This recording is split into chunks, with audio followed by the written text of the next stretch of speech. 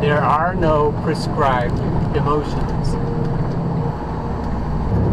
The first thing I want to talk about is the topic of stabbings and jabbings. I want to revisit that because I'm not sure in the past I've described them accurately as to what they are. I've suggested in the past that the cabal in my head, the people that wish me harm and are always trying to put emotions into my head, I've suggested that they can use emotions directly as opposed to just suggesting them. And the more I think about it and the more I feel it, I feel as though they don't really have that power. I feel as though I've given them more power, I've attributed more power to them than they deserve. My mom and her dad both are plagued by middle of the night stabbings and jabbings of anxiety. And I think that the main way these come are in suggestions as to the thoughts we ought to be thinking, and then suggestions as to how we should feel about those. And I've said in the past that it isn't easy to keep thoughts out of our heads, but it isn't necessarily difficult to choose how we feel about those thoughts. So if they suggest to us in the middle of the night that we ought to think about our children and worry about them, we can think about our children, but we don't have to worry about them.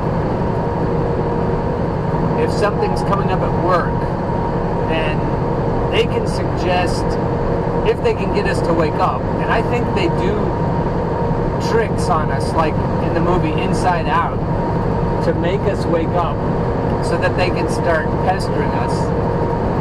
I wouldn't put it past them. And once we're awake, once the train of consciousness has left the station, I think it's okay, depending on how I deal with it, to have thoughts pop into my head. Even if they're not my thoughts, I kind of wish that wouldn't happen, but it isn't important as long as I can figure out how I feel about it. What kills my mom especially is worry. So a thought will pop into her head, often a dreadful thought, and then it will be patently obvious what the voices in her head are suggesting as to how she should feel about it. So these emotions are there, available, but I think we have to choose to allow them. And in the past I thought maybe they could just feed us emotions wholesale without any choice. And I said that was probably against the rules. And the more I think about it, the more I believe that in a universe that is rooting for us, even though it's not a codependent universe, in such a universe, it is against the rules for them to just force us to feel emotions against our will. The more powerful I get in combating the emotions that they suggest to me, the more obvious it becomes that I really do have the power to choose which emotions I allow and which I don't allow.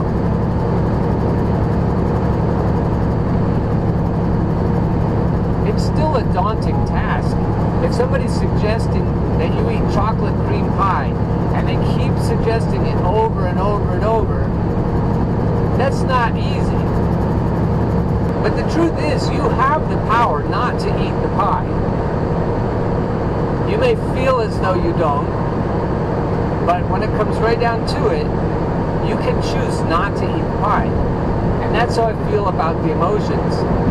It's powerful when someone suggests something over and over. And there are lots of emotions that our culture tells us that we ought to feel. If we're mourning the loss of someone close to us, our culture tells us that we should be mourning. And some helpful people will say, don't suppress your emotions. Let them come out. Don't be afraid to feel those emotions.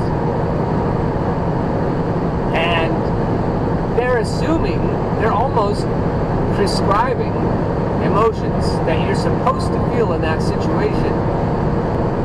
And I don't think their advice is necessarily bad if those are the emotions that you naturally are feeling.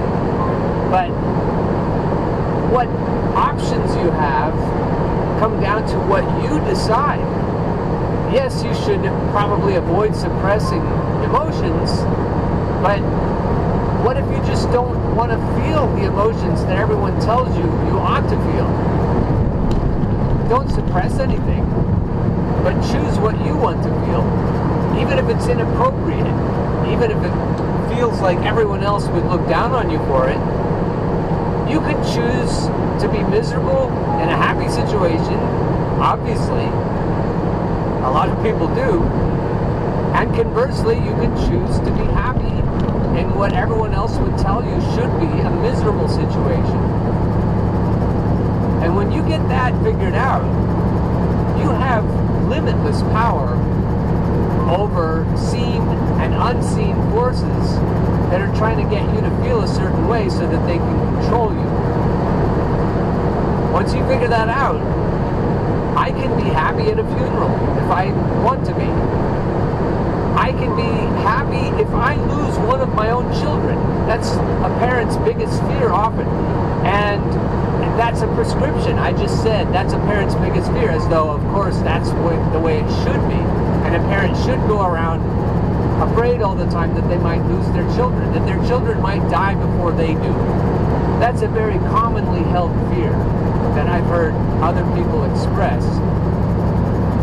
But what if your child is happy when she or he checks out?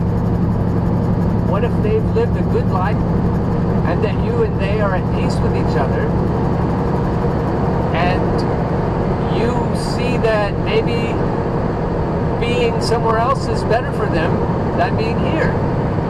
That can comfort us with older people when they leave, but I don't see why we can't be happy when death happens. We're told the opposite, but death can be a very good thing, a welcome thing. And that's just one example. We don't have to feel threatened if our partner, our sexual partner or partners look around and desire other people. That could be a really great thing. We don't have to automatically feel threatened by anything that seems to be prescribed for us to feel. And when the voices in our heads, my head in particular, start to be relentless about something, eat the chocolate cream pie, eat it, you know you want it. It's often about those kinds of emotions. And when I say to myself, hey, you know, I really don't need it, and it isn't my idea in the first place, so get the fuck out of my head. And when I rebuke them and I say, you know, I don't want to feel that way, I don't choose to, and I don't have to, they give up. They pretty quickly give up. I've noticed this a lot in the last few weeks. It really works for me. I'm just saying, and I'm not prescribing anything for you. That's a tricky topic, and I've talked about it before. I'm not blaming any victims or shaming them, but I'm saying that this does work for me. It might work for you, and if you feel like it, give it a try.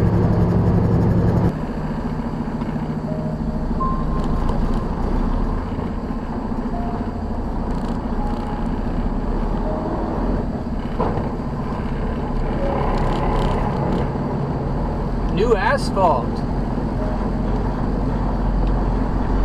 They paid someone to haul asphalt. Another helpful tip, if your voices in your head are like mine, and anecdotally, I know a lot of people who have said that their voices are often torpedoing them with anxious thoughts in the middle of the night. So I know I'm not the only one who has such voices. Sometimes my voices will say to me that I should think about things that have caused me anxiety in the past. They'll rewind different events, and then what they're hoping is that I will go through those events again in my mind with the same emotions that were attached to them the first time.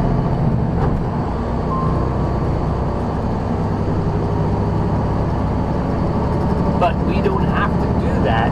We don't have to attach the same emotions. We can have any emotions we want.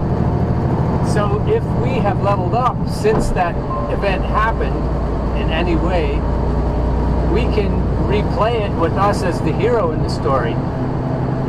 Or we can replay it and the person that caused us distress looks so much punier now than they did before. Or the situation itself is punier in terms of our relative strength. If you're able to replay the memories and laugh, it's like the Harry Potter Riddikulus spell. When you look at a boggart and you laugh at the boggart because it's not scary anymore.